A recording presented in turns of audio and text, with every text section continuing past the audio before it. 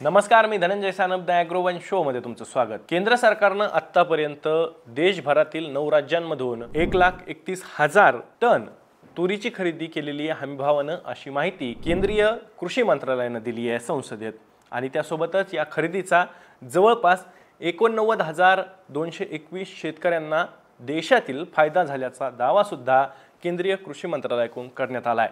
मग केंद्रीय कृषी मंत्रालयाच्या दाव्यात किती तथ्य आहे आणि राज्यात तूर खरेदीची नेमकी परिस्थिती काय आहे, या सगळ्यांची माहिती आपण आजच्या द ॲग्रोवन शो मधून घेणार आहोत। तर आपल्याला हे माहिती आहे की केंद्र सरकारनं देशातील 9 राज्यांमध्ये, म्हणजेच या 9 राज्यांमध्ये कुठले कुठले राज्य आहेत तर आंध्र प्रदेश आहे, तेलंगणा आहे, महाराष्ट्र आहे, त्यासोबत उत्तर प्रदेश आहे, त्यासोबतच हरियाणा आहे, कर्नाटक आहे, छत्तीसगड आहे आणि गुजरात आहे। या 9 राज्यांमध्ये खरेदीसाठी तूर खरेदीची हमीभावानं जी काही खरेदी केली जाणार आहे त्यासाठी आदेश दिलेले आहेत। आणि यासाठी केंद्र सरकारनं आतापर्यंत 5 राज्यातून, यातील आंध्र प्रदेश, गुजरात, कर्नाटक, महाराष्ट्र, तेलंगणा या राज्यांमध्ये खरेदी सुरू केली आहे। 11 मार्चपर्यंत या राज्यांमधून एकूण 1,31,000 टन तुरीची खरेदी ही MSP वरती, म्हणजेच हमीभावावरती करण्यात आल्याचं केंद्रीय कृषी मंत्रालयानं सांगितलंय। आणि उर्वरित राज्यातही तुरीची खरेदी ही लवकरच करण्यात येईल, त्यासाठी हमीभावानंच ही खरेदी करण्यात येईल। आणि 100% तूर असेल, उडीद असेल, मसूर असेल या पिकांची खरेदी केंद्र सरकार करणार आहे, असा दावा सुद्धा केंद्रीय कृषी मंत्रालयानं केला आहे। आता मुळात मुद्दा काय आहे तर राज्यात आपल्या तूर खरेदीची अवस्था काय आहे तर आतापर्यंत तरी राज्यातील खरेदीला, म्हणजे तूर खरेदीला काही गती मिळालेली नाहीये। बहुतांश खरेदी केंद्राला अजूनही सुरू करण्यासाठी मुहूर्त सापडलेला नाहीये, त्याच्यामुळे तूर उत्पादक शेतकऱ्यांना मोठ्या प्रमाणात अडचणी येत आहेत। एकतर सोयाबीन खरेदीमुळे मोठ्या प्रमाणात बारदाण्याचा तुटवडा सुद्धा आता निर्माण झालेला आहे, दुसरीकडे गोदामांची उपलब्धता सुद्धा कमी आहे। त्याच्यामुळे काही ठिकाणी शेतकऱ्यांच्या नोंदणी सुद्धा अजूनही, खरेदीसाठी जी काही पूर्व नोंदणी करावी लागते ती नोंदणी सुद्धा करण्यासाठी अडचणी येत असल्याचं शेतकरी सांगतायत। तसंच या हंगामात जर का आपण बघितलं तर तुरीचे दर हे हमीभावापेक्षा कमी होताना दिसत आहेत। आताही राज्यातील खुल्या बाजारात 6,500 ते 7,200 ते 300च्या दरम्यान सरासरी दर मिळतोय, परंतु 7,200 असेल किंवा 300 असेल हा चांगल्या प्रतीच्या मालालाच हा भाव मिळतोय। तर केंद्र सरकारनं जो काही तुरीसाठी हमीभाव जाहीर केलेला आहे तो आहे 7,550 रुपये प्रति क्विंटलचा। आणि या हमीभावापेक्षाही खुल्या बाजारात शेतकऱ्यांना आता तुरीची विक्री जी काय आहे ती कमी करावी लागते, म्हणजे हमीभावापेक्षाही कमी दर शेतकऱ्यांना मिळतोय। त्यामुळे तूर उत्पादक शेतकरी मोठ्या अडचणीत आलेले आहेत। खरं तर राज्यात 12 लाख टनांचं तुरीचं उत्पादन झालेलं या हंगामात, आणि केंद्र सरकारनं असं सांगितलेलं आहे की 100% खरेदी ही तुरीची करण्यात येणार आहे। परंतु असं असलं तरीही राज्य सरकारनं मात्र 25% खरेदीलाच परवानगी दिली आहे, म्हणजे साधारणतः 2,97,000 टन तुरीची खरेदी राज्य सरकार करणार असल्याचं राज्य सरकारनं उद्दिष्ट जाहीर केलेलं आहे। परंतु याची जर का आपण सरासरी बघितली तर केंद्र सरकारनं जे काही 100% खरेदीचं आश्वासन दिलेलं आहे आणि राज्य सरकारचं जर का धोरण बघितलं खरेदीचं किंवा उद्दिष्ट बघितलं तर ते पहिल्या टप्प्यातलं 25% इतकंच आहे। त्याच्यामुळे मोठ्या प्रमाणात जे काही तूर उत्पादक शेतकऱ्यांना हमीभावाचा फायदा मिळण्याची अपेक्षा आहे किंवा त्या पद्धतीची शेतकऱ्यांची मागणी आहे तसं काही होताना दिसत नाहीये। त्याच्यामुळे मोठ्या प्रमाणात शेतकऱ्यांची आर्थिक कोंडी सुद्धा झालेली आहे। 12 लाख टन तुरीचं उत्पादन हे राज्यात झालेलं आहे आणि त्यापैकी 2,97,000 टन इतकीच तुरीची खरेदी करण्यात येणार आहे। आता ही जर का आपण सरासरी काढली तर एकूण उत्पादनाच्या केवळ 25% इतकंच हे पहिल्या टप्प्यात खरेदी केली जाणार आहे।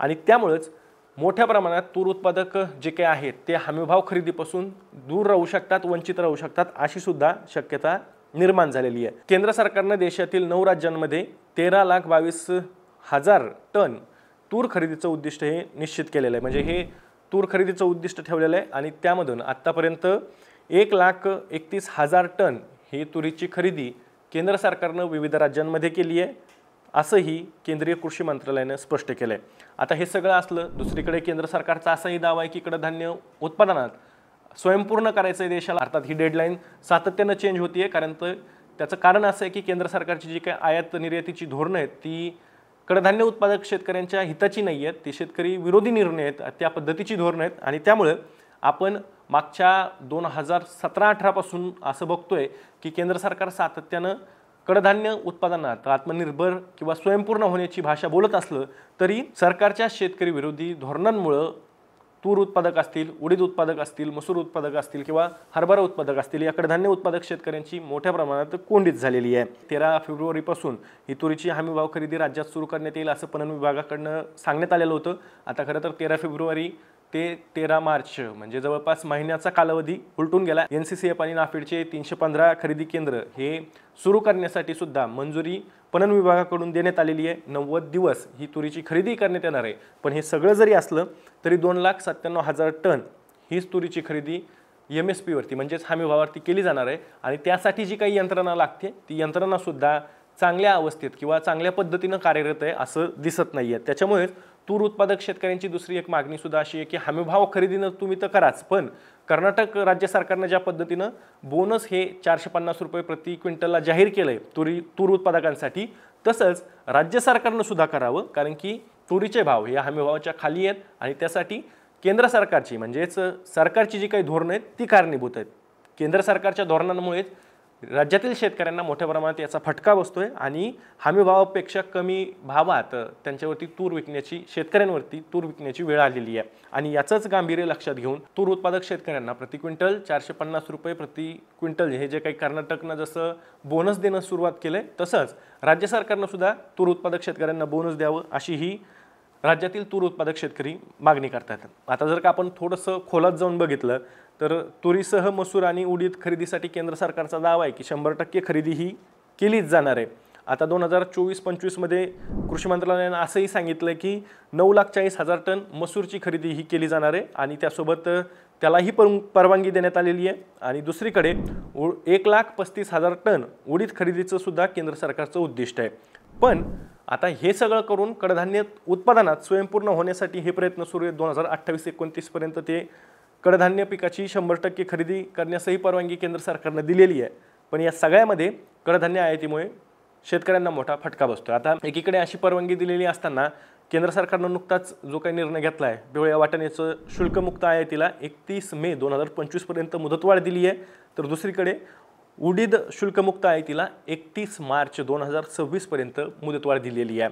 त्यामुळं केंद्र सरकारच्या या ज्या काही धोरण लकव्यानं राज्यातील कडधान्य उत्पादक मात्र पुरते जेरीस आलेले आहेत. म्हणजे एकीकडे खरेदी करून शेतकऱ्यांना कडधान्य उत्पादकांना दिलासा देण्याचा प्रयत्न करतोय असंही केंद्र सरकार कृषी मंत्रालय म्हणतंय. पण दुसरीकडे मात्र केंद्र सरकारची जी काही आयात धोरणं आहेत, या आयात धोरणाने कडधान्य उत्पादकांच्या ताटात अक्षरशः मातीच कालवली आहे. केंद्रीय कृषी मंत्रालयाच्या दाव्याबद्दल तुम्हाला काय वाटतंय? देशातील 1,31,000 टन खरेदीचा जवळपास 90,000 शेतकऱ्यांना फायदा झाल्याचा जो काही दावा आहे केंद्र सरकारचा, त्याच्याबद्दल तुम्हाला काय वाटतंय? तुमच्या भागात तूर खरेदी केंद्र सुरू झाली आहेत का? झाली असतील तर तुम्ही नोंदणी केली आहे का? तुम्हाला काही अडचणी येत आहेत का? तुमचं जे काही मत असेल, प्रतिक्रिया असेल ती कमेंट बॉक्समध्ये नक्की व्यक्त करा.